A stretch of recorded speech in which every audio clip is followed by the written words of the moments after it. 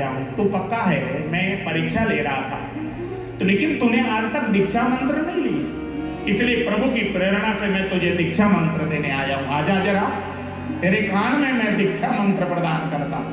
इतना कहकर नारद जी ने बालक ध्रुव को द्वादशाक्षरी मंत्र का दीक्षा प्रदान किया है और सारी तपस्या करने की, भगवान की आराधना करने की विधि जब बताई, बालक ध्रुव यमुना के किनारे खड़े होकर जब भगवान की आराधना करने लगे,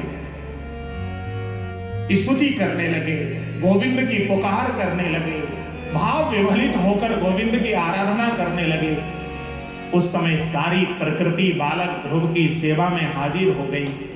यमुना जी को लगता है कि मेरे किनारे खड़े होकर ये बालक तपस्या कर रहा है, इसका भोजन का प्रबंध तो मुझे करना चाहिए ना, क्योंकि माँ का काम होता है भोजन का प्रबंध करना, और मैं जगत की माँ हूँ। जगत मुझे यमुना मैया करके पुकार करता है, माँ तो मैं हूँ, इसलिए मुझे इसका भोजन का प्रबंध करना चाहिए।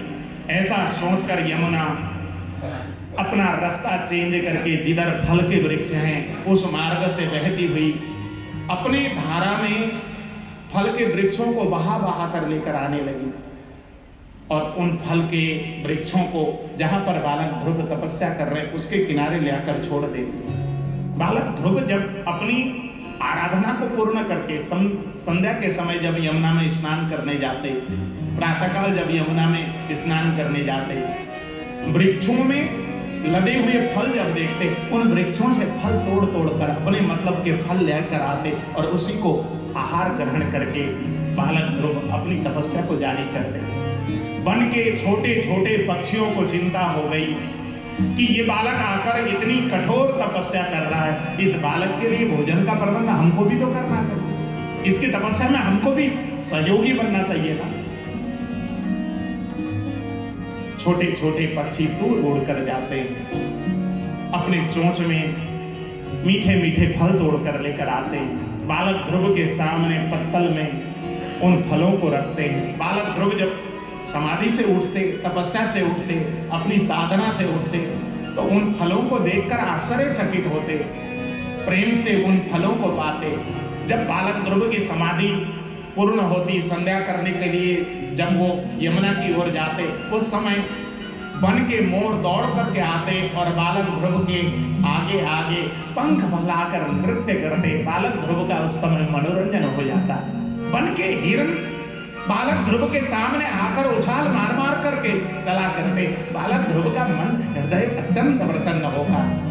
वन के जो शेर, चीते, भालू, ये बड़े बड़े जो हिंसक प्राणी हैं, ये आकर बालक ध्रुव की सुरक्षा में खड़े हो गए। वन के जो बड़े बड़े जहरीले नाग, जब धूप तेज होती, बारिश तेज होती, तो बालक ध्रुव के ऊपर फन फैलाकर उसकी तपस्या में सहायता करते, धूप से रक्षा करते, बारिश से रक्षा करते। ऐसी बालक ध्रुव की तपस्या प्रारंभ हो गई।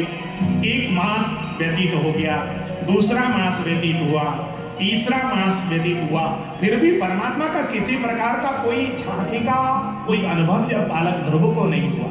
अब तो बालक ध्रुव को लगा कि परमात्मा का दर्शन ऐसे नहीं होगा, लगता है कि मैं जो फल खाकर भगवान का भजन कर रहा हूं इसलिए भगवान का मुझे दर्शन नहीं प्राप्त हो रहा।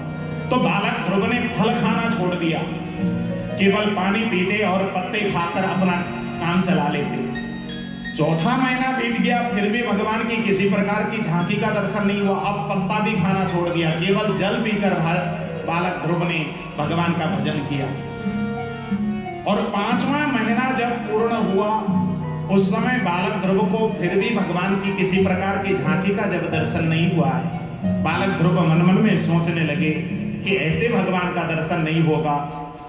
तो बालक ध्रुव ने जल पीना भी छोड़ दिया, केवल वायु पीकर परमात्मा का भजन कर रहे हैं। फिर भी भगवान का दर्शन जब नहीं हुआ है, 6 महीने होने में केवल 1 दिन शेष जब रहा, बालक ध्रुव ने मन में निश्चय किया कि भगवान ऐसे नहीं प्रकट होंगे, अब मुझे सांस की गति को भी थामना होगा। अब मैं वायु भी नहीं पीऊंगा और सांस की गति को थाम कर मैं ठाकुर जी का भजन करूंगा, तभी मेरे ठाकुर मेरे समक्ष प्रकट होंगे।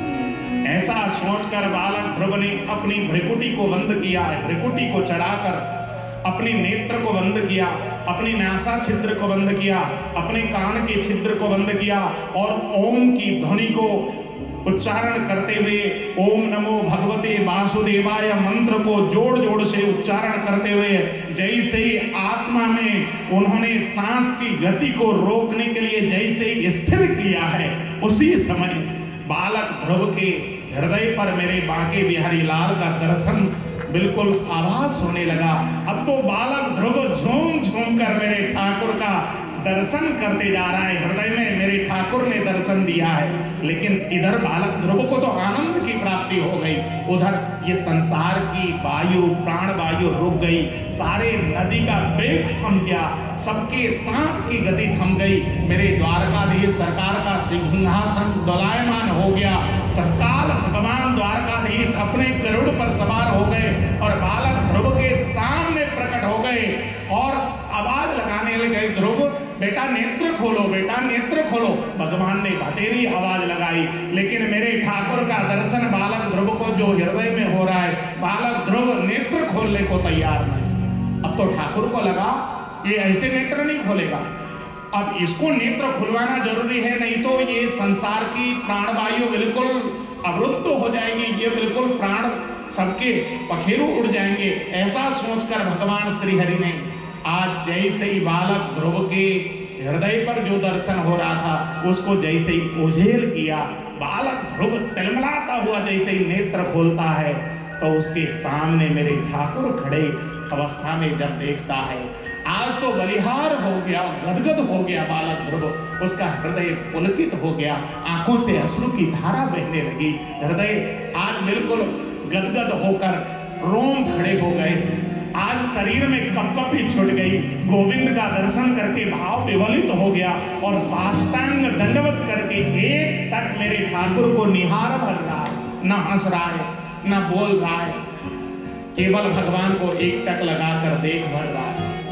उस समय भगवान को लगा कि मैं इसके सामने खड़ा हूं और ये मेरे सामने कुछ भी बोल नहीं रहा है, अब मुझे ही कुछ करना पड़ेगा। ऐसा सोचकर मेरे ठाकुर ने उस समय कंबुनापस्पर सवालम कृपया कपोले, भगवान ने अपने हाथ का जो शंख था उस शंख से जैसे ही बालक ध्रुव के गाल पर स्पर्श कराया, उस समय बालक ध्रुव दिव्य श्लोकों से भगवान की स्तुति करने करेंगे क्यों आप? मूकं करोति वाचालं पंगुं लंघते गिरिं यत्कृपातमहं वन्दे